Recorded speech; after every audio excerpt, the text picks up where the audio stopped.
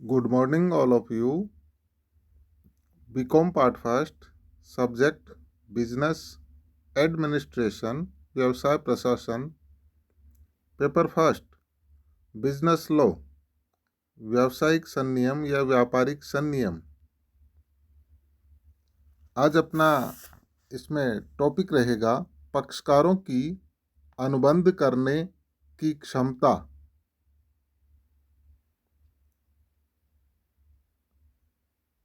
भारतीय अनुबंध अधिनियम 1872 की धारा 10 के अनुसार वे सभी ठहराव प्रवर्तित करवाए जा सकते हैं जो अनुबंध करने की क्षमता रखने वाले व्यक्तियों द्वारा किए जाते हैं.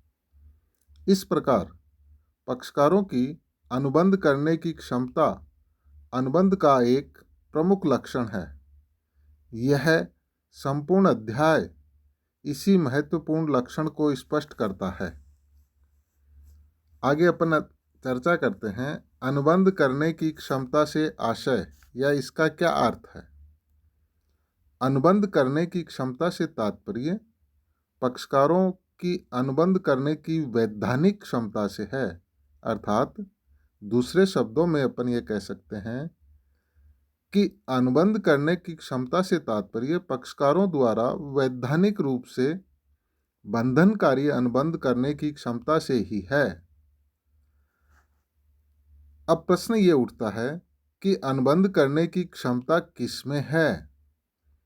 भारतीय अनुबंध अधिनियम की धारा 11 के अनुसार स्पष्ट किया गया है कि प्रत्येक ऐसा व्यक्ति अनुबंध करने की क्षमता रखता है जो संबंधित राजनियम जो उन पर लागू होता है के अनुसार वयस्क आयु का है और जो स्वस्थ मस्तिष्क का है तथा वह किसी राजनियम जो उस पर लागू होता है के द्वारा अनुबंध करने के अयोग्य घोषित नहीं कर दिया गया है. दोबारा सुन लीजिए, धारा 11 में स्पष्ट रूप से कहा गया है कि प्रत्येक ऐसा व्यक्ति अनुबंध करने की क्षमता रखता है जो संबंधित राजनियम जो उस पर लागू होता है के अनुसार वयस्क आयु का है और जो स्वस्थ मस्तिष्क का है तथा वह किसी राजनियम जो उस पर लागू होता है के द्वारा अनुबंध करने के अयोग्य घोषित नहीं कर दिया गया है. अब आगे अपन इस धारा का विश्लेषण करते हैं तो यह स्पष्ट होता है कि कानून सामान्यतः यही मानकर चलता है कि प्रत्येक व्यक्ति अनुबंध करने की क्षमता रखता है यदि वह निम्नांकित शर्तों या योग्यताओं को पूरा करता है. नंबर 1, उसने वयस्कता की आयु प्राप्त कर ली हो अर्थात वह वयस्क हो. सेकंड, वह स्वस्थ मस्तिष्क का हो. थर्ड, वह देश के किसी भी राजनियम के अधीन अनुबंध करने के लिए अयोग्य घोषित नहीं किया गया हो. तो ये 3 बातें हैं. वयस्कता की आयु प्राप्त कर ली हो अर्थात वह वयस्क हो. सेकंड, वह स्वस्थ मस्तिष्क का हो. थर्ड, वह देश के किसी भी राजनियम के अधीन अनुबंध करने के लिए अयोग्य घोषित नहीं किया गया हो. इन्हीं 3 पॉइंटों को हम अन्य प्रकार से भी कह सकते हैं कि निम्नांकित श्रेणी के व्यक्तियों में अनुबंध करने की क्षमता नहीं पाई जाती है. अर्थात बिल्कुल इसके विपरीत बात अपन कह सकते हैं कि निम्नांकित श्रेणी के व्यक्तियों में अनुबंध करने की क्षमता नहीं पाई जाती है. अतः निम्नांकित श्रेणी के व्यक्तियों के अतिरिक्त सभी व्यक्ति अनुबंध करने की क्षमता रखते हैं. इसमें फर्स्ट, अवयस्क व्यक्ति. सेकंड, अस्वस्थ मस्तिष्क के व्यक्ति. थर्ड, वे व्यक्ति जिन्हें देश के किसी भी राजनियम के अधीन अनुबंध करने के लिए अयोग्य घोषित कर दिया गया है.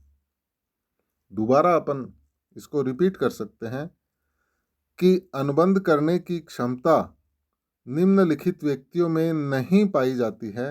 नंबर फर्स्ट, अवयस्क व्यक्ति। सेकंड, अस्वस्थ मस्तिष्क के व्यक्ति। थर्ड, वे व्यक्ति जिन्हें देश के किसी भी अधिनियम के अधीन अनुबंध करने के लिए अयोग्य घोषित कर दिया गया हो।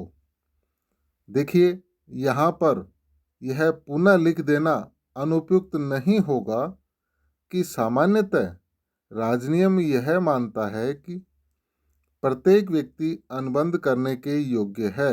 यदि कोई व्यक्ति अनुबंध करने की क्षमता के न होने के आधार पर अनुबंध के दायित्व से मुक्त होना चाहता है तो उसे स्वयं को अपनी ऐसी अयोग्यता सिद्ध करनी पड़ेगी। अब अपन प्रत्येक जो 3 पॉइंट्स अपन ने अध्ययन किए थे, अवयस्क व्यक्ति, अस्वस्थ मस्तिष्क का व्यक्ति, थर्ड, वे व्यक्ति जिन्हें देश के किसी राजनियम के अधीन अनुबंध करने के लिए अयोग्य घोषित कर दिया गया है, इन तीनों पॉइंट्स को डिटेल से अपन यहाँ पर अध्ययन करेंगे। आज अपन इस वीडियो में लेते हैं अवयस्क, माइनर। अवयस्क व्यक्ति से तात्पर्य किसी भी ऐसे व्यक्ति से है जिसने अपने देश के संबंधित अधिनियम के अंतर्गत वयस्कता की आयु प्राप्त नहीं की है। अनुबंध करने के उद्देश्य से भारतीय वयस्कता अधिनियम की धारा 3 के अंतर्गत वयस्कता संबंधी जो प्रावधान हैं उन्हें हम निम्न 2 वर्गों में विभक्त करके अध्ययन कर सकते हैं। फर्स्ट, सामान्यतः वयस्कता की आयु। सामान्यतः प्रत्येक व्यक्ति जिसने अपनी उम्र के 18 वर्ष पूरे कर लिए हैं वह अनुबंध करने के उद्देश्यों के लिए वयस्क माना जाता है। सेकंड, संरक्षक की दशा में वयस्कता की आयु। यदि किसी अवयस्क के अवयस्कता काल में ही उसकी स्वयं की अथवा उसकी संपत्ति अथवा दोनों की देखरेख एवं सुरक्षा के लिए न्यायालय द्वारा संरक्षक की नियुक्ति कर दी है अथवा कोर्ट ऑफ वार्ड्स ने उसकी संपत्ति अपनी देखरेख में ले ली है, तो ऐसा अवयस्क तभी वयस्क हुआ माना जाएगा जबकि वह अपनी उम्र के 21 वर्ष पूरे कर लेगा। अवयस्कों के संबंध में न्यायिक दर्शन के सिद्धांत। अवयस्क के संबंध में न्यायिक दर्शन नियमन करने वाले 2 आधारभूत सिद्धांत हैं। नंबर 1, अवयस्कों को संरक्षण प्रदान करना। अवयस्कों को संरक्षण प्रदान करना। कानून अवयस्कों को संरक्षण प्रदान करता है तथा अनुभवी व्यक्तियों को उनकी अनुभवहीनता का लाभ उठाने से रोकता है। सर एंसन ने ठीक ही लिखा है कि कानून अपने अवयस्कों का संरक्षण करता है, उनके अधिकारों एवं संपत्तियों की सुरक्षा करता है, उनकी भूलों एवं लापरवाहियों को क्षमा करता है तथा उनका पक्ष प्रस्तुत करने में उनकी सहायता करता है। न्यायाधीश उनके सलाहकार होते हैं तथा जूरी के सदस्य उनके सेवक होते हैं तथा कानून उनका संरक्षक होता है। सेकंड, दूसरों को अनावश्यक कष्ट नहीं पहुंचाना। दूसरा सिद्धांत यह कहता है कि अवयस्क का संरक्षण करते समय कानून को अवयस्क से व्यवहार करने वाले दूसरे पक्षकारों को अनावश्यक कष्ट नहीं पहुंचाना चाहिए। तो ये अपन ने आज इस टॉपिक में अध्ययन किया पक्षकारों की अनुबंध करने की क्षमता, और उसमें फर्स्ट अपन ने अवयस्क के बारे में जानकारी ली। अगले वीडियो में अपना रहेगा अवयस्क के ठहराव, नियम या प्रकृति, अर्थात अवयस्कों के ठहराव की प्रकृति या उनसे संबंधित प्रमुख नियमों का अपन कुछ शीर्षकों के अंतर्गत अध्ययन करेंगे। धन्यवाद।